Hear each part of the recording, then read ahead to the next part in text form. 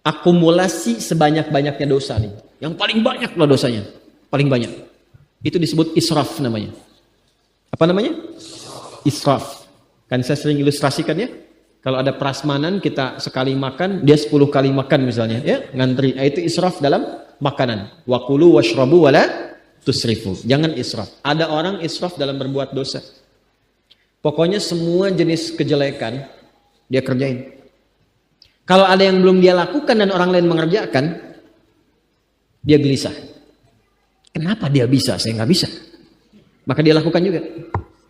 Itu sampai orang ke titik itu pun oleh Allah diberikan kalimat yang sangat indah luar biasa.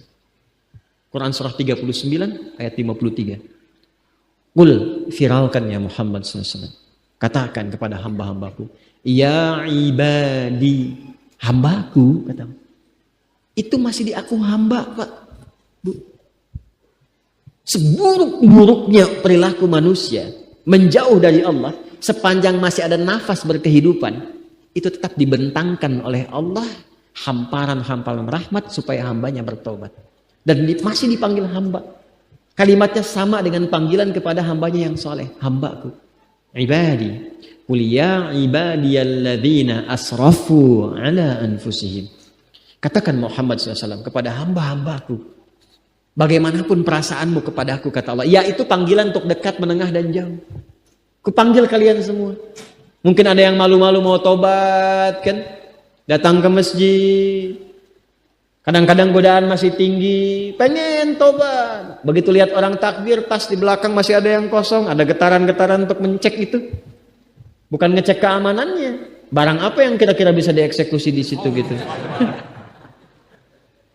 Masih ada godaan itu. Ya, tahan lagi. Mungkin datang pertama bersikap yang kurang baik, selanjutnya dapat isyarat-isyarat tobat, diajak tobat. Waktu intikaf 2 tahun lalu, betul intikaf 2 tahun lalu di sini, itu ada yang kehilangan handphone di jamaah. Lalu saya sampaikan begini kurang lebih. Allah itu telah memberikan petunjuk yang indah kepada hamba untuk meringankan langkahnya datang ke rumahnya untuk bersujud. Dan itu hidayah terbesar. Hidayah taat itu hidayah yang sangat besar sekali. Maka ketika Allah sudah memberikan hidayah ketaatan itu tandanya Allah sedang mencintainya. Karena ketika salah satu tanda Allah mencintai hamba itu diringankan langkahnya untuk taat. Diringankan langkahnya untuk taat. Dan yang kedua nanti diberikan ujian. Jadi ada tandanya pada ketaatan, ada tandanya pada ujian. Saya katakan begini, jadi ketika Allah mencintaimu, maka jangan tolak cinta ketaatan itu dengan perbuatan maksiat. Ya. Ketika Allah mencintai kita, maka jangan tolak cinta itu dengan memilih berbuat maksiat. Maka alhamdulillah, tiba-tiba DKM mengumumkan handphonenya telah ditemukan kembali. Disimpan persis di lokasi yang pernah diambilnya itu. Alhamdulillah. Alhamdulillah. Jadi ketika Allah sudah meringankan datang ke masjid, ingat-ingat tuh dosa. Ya, sujud, tobatin tuh. Alhamdulillah pulang dari sini dibersihkan misalnya, bersih dosanya. Nyaman lagi, tenang lagi. Nanti ada kelapangan di hati. Ciri dosa diampuni itu hati lebih lapang. Enak gitu. Tenang. Jelas ya? Nah, itu gambaran yang saya sampaikan ya. Nah, di ayat ini indahnya begini. La taqnatu min rahmatillah. Hambaku, jangan putus asa dari rahmat Allah. Innallaha yaghfirudz dzunuba jami'a. Sungguh pakai nun taukid lagi. Pakai inna lagi. Harfu nasbin wa taukidin tansibul isma wa tarfa'u khabara mabniyun 'alal fathi la mahalla lahu minal i'rabi. Huruf yang menguatkan, menancapkan pada jiwa berharakat fathah untuk menginspirasi. Buka hatimu. Luaskan, tancapkan pada jiwamu. Kalau engkau sujud minta ampun sekarang, minta rahmatku, aku ampuni semua dosa-dosa yang pernah engkau kerjakan selama hidupmu. Kurang apa coba? Itulah rahmatnya Allah itu.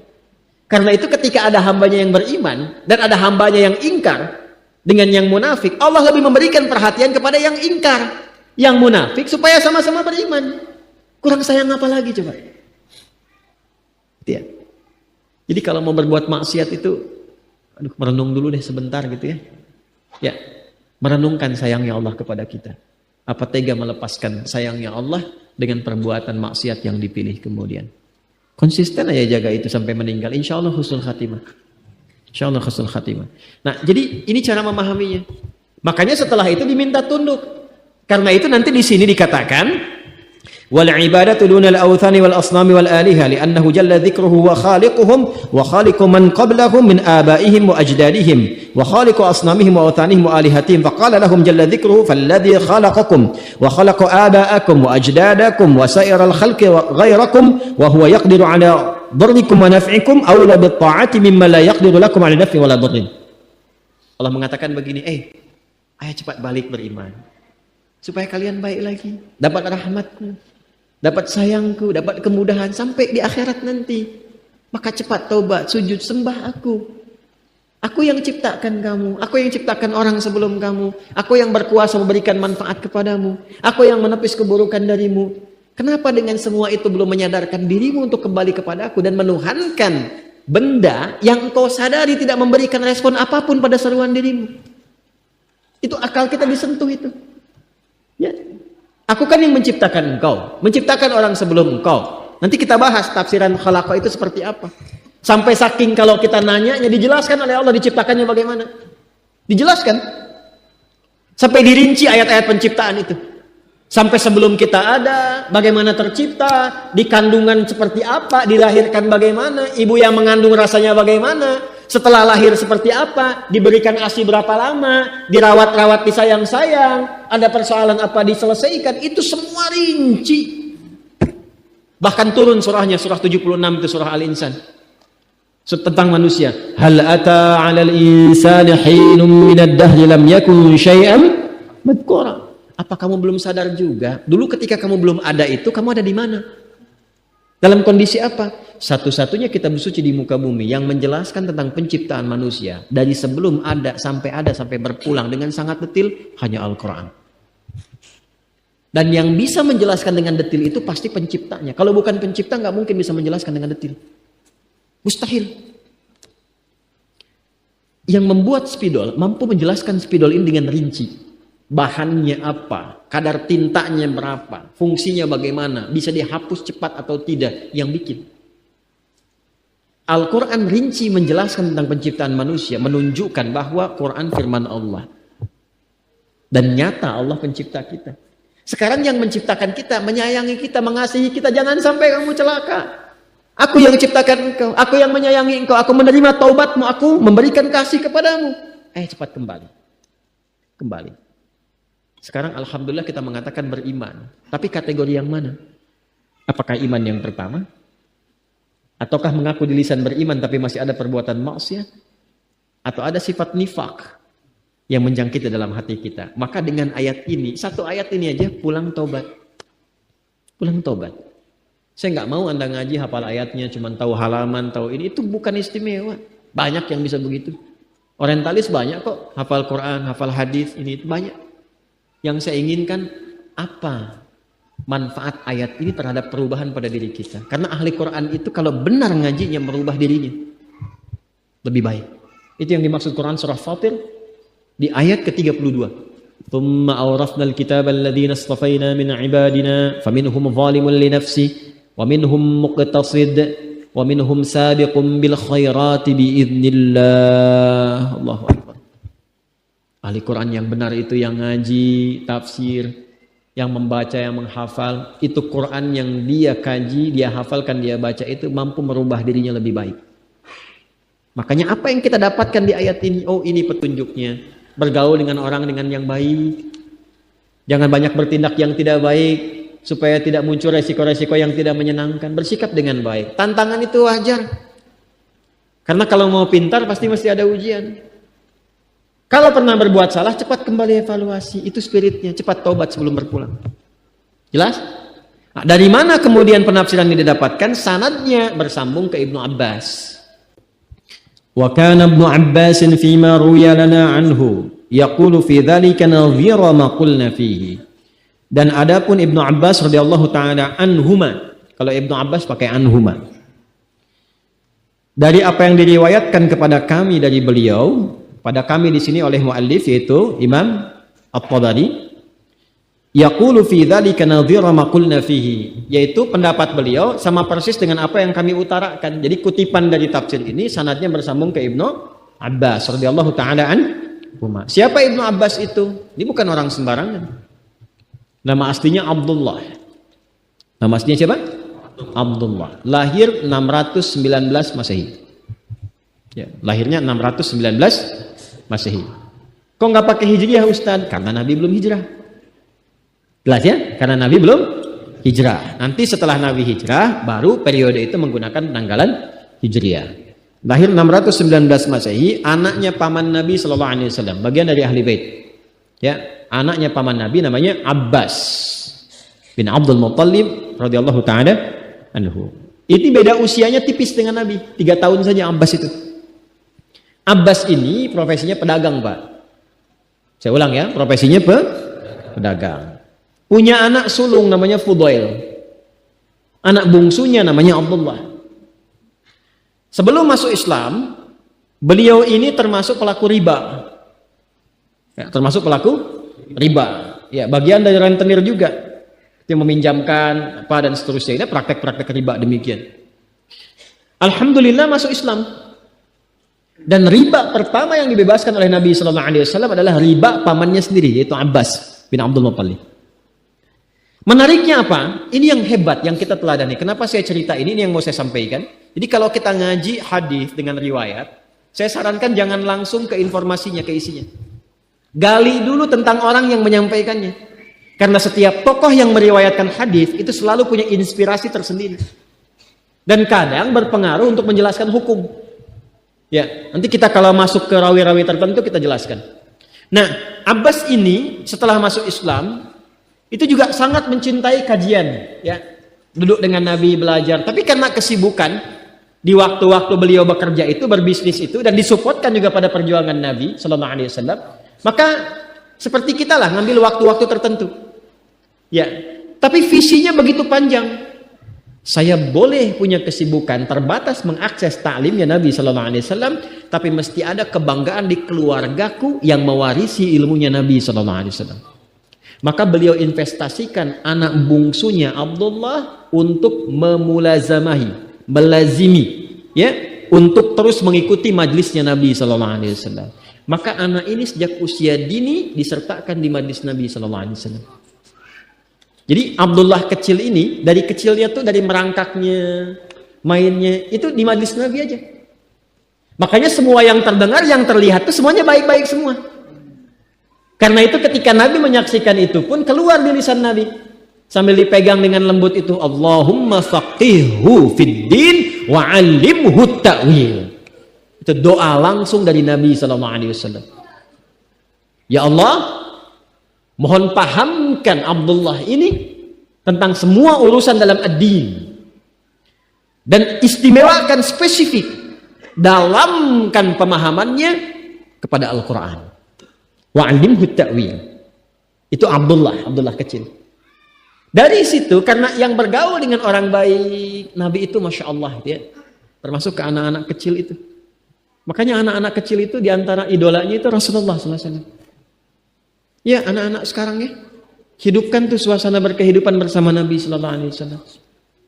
Dekatkan, ceritakan, kisahkan, dan sehingga muncul ketertarikan dan rasa cinta itu.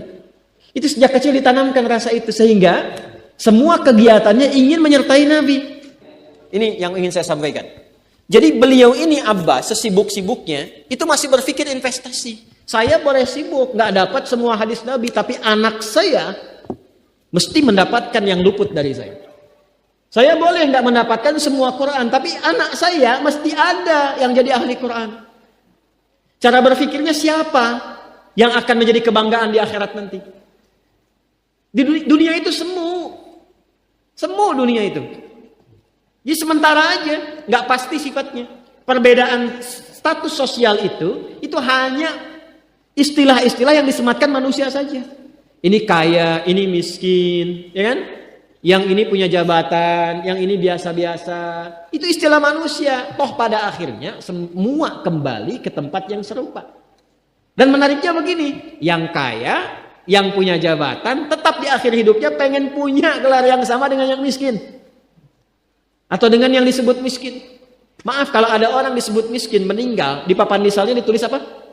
Di papan nisannya ditulis apa? Almarhum. Yang kaya juga kan pengen sama disebut almarhum. Iya kan? Tuh. Jadi nggak ada bedanya setelah berpulang itu. Perbedaan tuh hanya di amal saja. Itu poinnya. Maka kalau ada yang mengharapkan orang tua, cita-cita membanggakan anak di dunia, boleh-boleh saja. Tapi patut diingat, itu sementara. Anda silahkan sekarang, sekolahkan setinggi-tingginya. S1, S2, S3, S4, kerupuk 3, silahkan. Mau dalam negeri, luar negeri, mau di Nagreg, mau di California, mau di Chicago, di Chicago, di Singaparna, Singapura, silahkan. Itu pilihan. Tapi saya cuma mau katakan begini, itu sementara. Dan persaingannya tidak istimewa. Karena janganpun Anda yang beriman, yang belum beriman pun bisa melakukan itu. Apa yang dikira yang hebat matematika itu anak Anda saja. Anak orang lain pun bisa. Halo? Apa Anda kira yang jago fisika itu anak Anda saja yang beriman? Yang belum beriman pun bisa.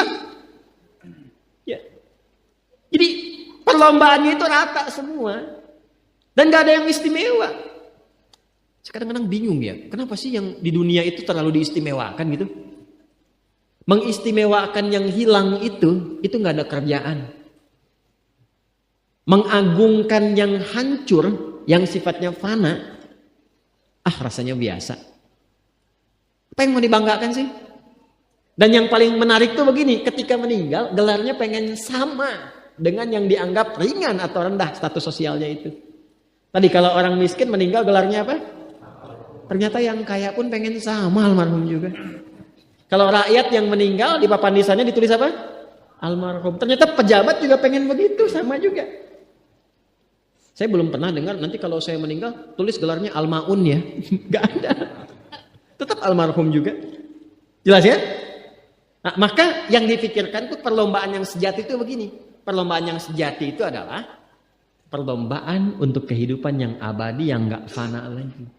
Jadi kalau pada saat itu unggul selamanya karena nggak ada kematian lagi setelah itu.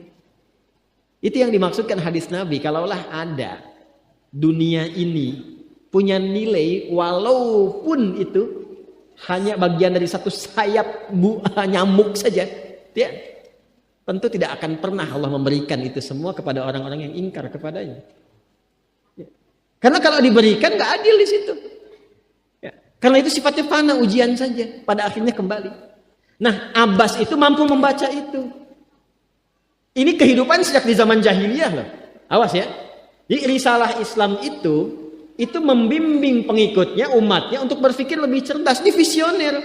Makanya jadi muslim itu mesti cerdas. Beriman itu membuat Anda lebih pintar. Saya tanya begini ya, maaf ya. Sekali lagi mohon maafkan saya kalau perumpamaan ini kurang menyenangkan.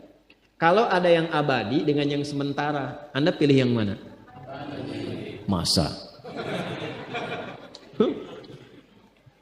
Sholat itu untuk yang abadi atau yang sementara? Abadi. Baik. Mobil itu untuk yang abadi atau yang sementara? Pilih yang abadi apa sementara?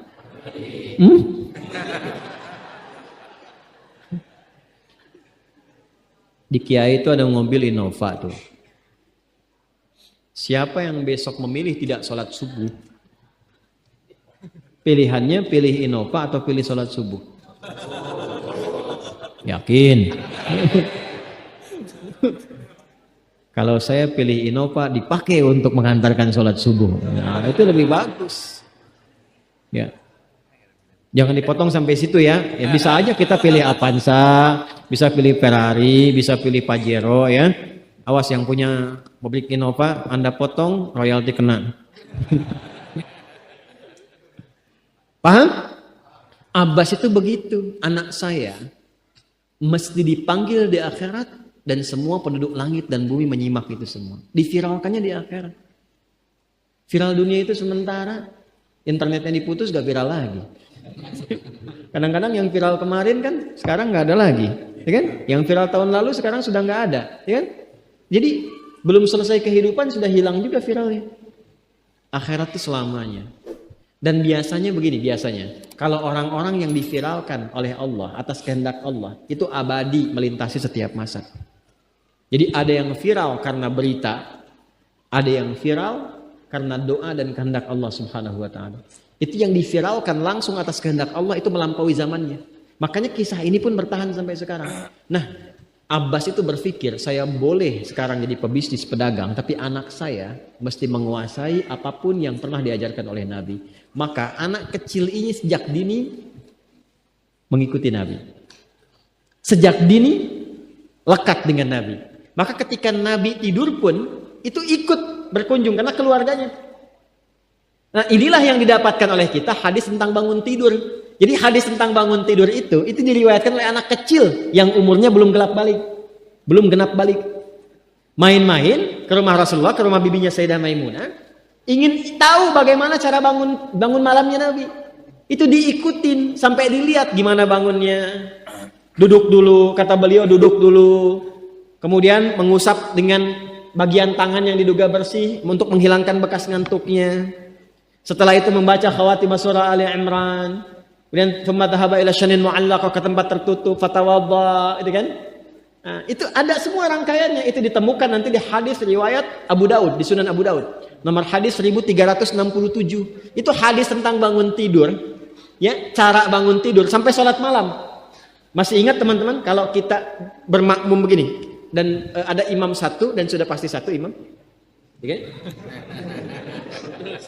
Makmum berapa? Satu boleh? Boleh. Dua boleh? Tiga boleh? Empat boleh? Jadi imam berapa? Makmum? Empat. Laki-laki imam makmum? Imam, baik, bagus ya. Nah, dan imam kan laki-laki. Kalau perempuan imam untuk perempuan kan? Laki-laki untuk perempuan dan untuk laki-laki. Fokus ini. Kalau satu begini, satu laki-laki, kemudian di belakang laki-laki. Ini kan posisinya boleh sejajar kan? Ya kan? Yang imam ini, makmum ini kan? Tadinya di belakang, tarik begini sejajar. Ini yang meriwayatkan anak kecil yang belum balik itu. Itu riwayat Ibnu Abbas. Satu paket. Termasuk sholat, kemarin kan kita tarawih kan, sholat malam. Yang dua rakaat itu kan. Ya, sholat malam yang sampai 11 itu, tambah khafifatain 2. Itu riwayatnya ini. Yang sholat tahajud malam yang 11 rakaat, tambah khafifatain 2. Itu riwayatnya ini. Tutup dengan witir 1 rakaat. Itu anak kecil yang meriwayatkan. Dan tahukah Anda? Sepeninggal Nabi SAW, Abbas bapaknya ini hafal 200 hadis, anaknya Abdullah hafal 2000 hadis. Begitu caranya. Anda di sini ada yang diplomat, yang di kantor, yang taruhlah berdagang misalnya, ibu rumah tangga, ya, dan sebagainya. Boleh, nggak apa-apa. Saat ini kita mungkin belum maksimal, tapi jangan biarkan ada satu di antara anak keluarga kita yang tidak jadi kebanggaan, biarkan. Tolong ya, tolong pulang dari sini dilihat. Anak Allah titipkan kepada saya berapa anak. Tolong siapkan jadi kebanggaan akhirat. Satu aja jadi ahli Quran. Untuk pelita di rumah tuh, penghilang kesedihan, penghilang kegelisahan, mendatangkan semangat. Itu demi Allah saya katakan, gak ada yang paling indah kecuali saat ayah pulang ke rumah. Tiba kemudian dia melihat anaknya yang kecil sedang murajaah. Amma yatasaalun, bahkan surat yang bapaknya sendiri belum hafal. Jangankan pulang ke rumah, Anda sedang mau rapat, dikirimi video anak Anda 3 tahun membaca surah Al-Ikhlas, itu hati tenang. Itulah Quran. Maka belajar dari Ibnu Abbas ini, apa yang terjadi ketika orang tua mampu memfasilitasi anaknya demikian, sekalipun orang tuanya tidak mencapai apa yang diraih oleh anak, tapi orang tua mewarisi setiap pahala yang dihasilkan dari anak itu. Karena itulah setiap hadis yang diriwayatkan oleh Abdullah kecil ini, Ibnu Abbas, maka semua doa tersambung bukan hanya untuk beliau, tapi juga untuk keluarganya, untuk orang tuanya. Karena itu kalimatnya bukan radhiyallahu ta'ala anhu, tapi anhuma, untuk Abdullah dan bapaknya. Ikut semuanya. Nanti kakaknya yang sulung Fudail, itu diwakafkan membantu Nabi. Ya, makanya yang terakhir membawakan air wudu, membawakan air wudunya Nabi sebelum wafat di pangkuan Sayyidah Aisyah, dan beliau itu kan berwudu dulu.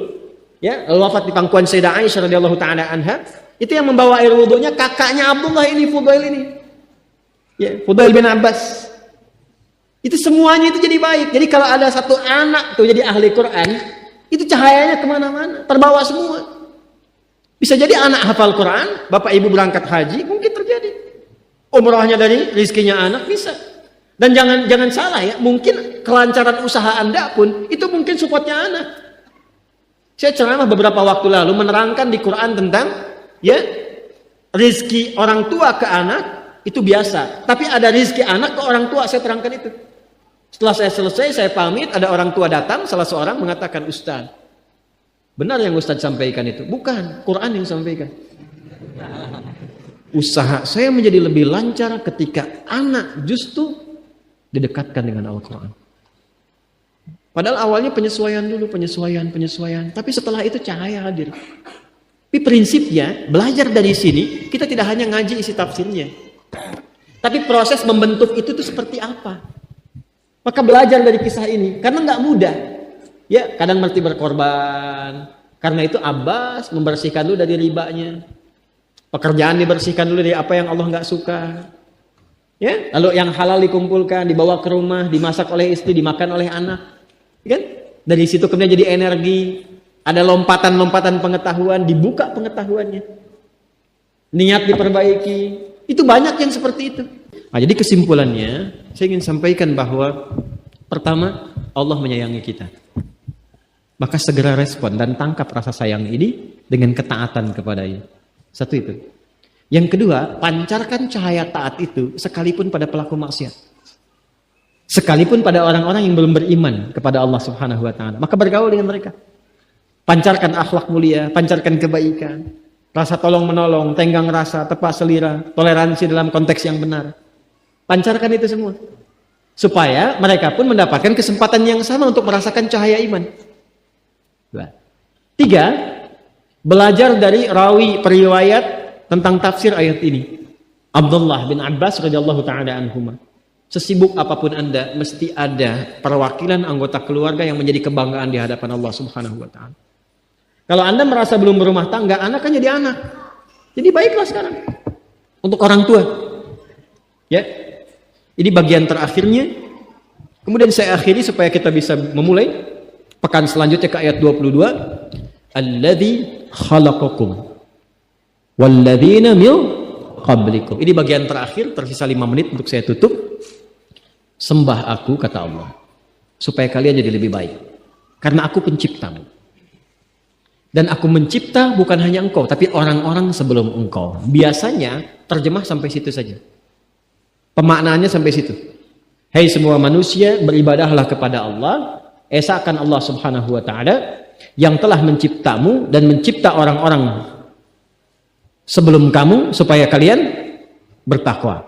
Nah, saya ingin detilkan sedikit teman-teman sekalian. Walladzina min qablikum itu bukan hanya menerangkan orang generasi sebelumnya. Bukan hanya sebagai pembuka. Tapi ada satu yang sangat indah yang jarang dikaji. Perhatikan sini baik-baik. Yuk kita baca ayatnya. Ya ayyuhan nasut taqu. Budu. Ya ayyuhan nasu budu. Rabbakumul ladzi khalaqakum. Di sini khalaqakum. Walladzina min qablikum. Walladzina min qablikum. La'allakum tattaqun. Perhatikan. Saya sudah bahas ya ayyuhan nasu budu rabbakum sudah. Alladzi khalaqakum sudah. La'allakum tattaqun sudah kan ya? Sekarang ini yang belum saya detilkan. Walladzina min qablikum. Dan semua generasi manusia yang pernah hidup sebelum kalian. Fokus baik-baik. Fokus baik-baik. Ayat ini untuk umat Nabi Muhammad di era beliau hidup saja atau sampai kehidupan manusia berakhir. Saya ulangi. Al-Baqarah ayat 21 ini untuk umat di masa Nabi Muhammad